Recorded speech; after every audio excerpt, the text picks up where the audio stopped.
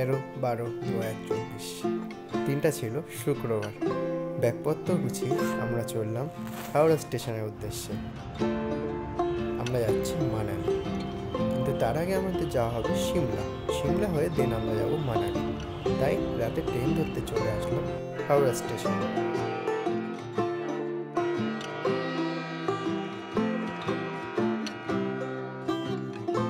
রাতটা কেটে গেল তাস খেলতে খেলতে আর বন্ধুদের সাথে আড্ডা দিতে দিতে। এবার এক এক করে আমার বন্ধুর সাথে আলাপ করে দিই। এই হলো দেব, এই হলো অয়ন, আর লাস্টে আছে আমাদের অনিক। কিন্তু আমি কোথায়? আমার সাথে আলাপ করা হলোই না। ওয়েট, এই হলাম আমি।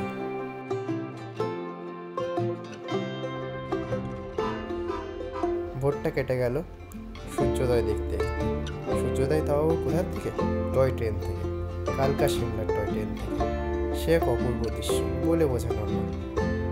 চোখের শান্তি যাকে বলে।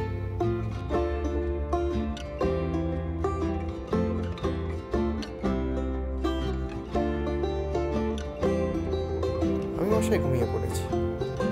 এতটা জার্নি করার পর ঘুম কার না পায়, তার উপর আবার বাঙালি, ঘুম তো মাস্ট। আর এই হলো সেই অপূর্ব দৃশ্য ট্রেনের বাইরে। সে আর ভোলার নেই, আপনারা দেখতেই পাচ্ছেন কি অপূর্ব দৃশ্য। তারপরে দরজার ধারে হাওয়া খেতে খেতে আর বাইরের দৃশ্য দেখতে দেখতে চললাম সিমলার উদ্দেশ্যে।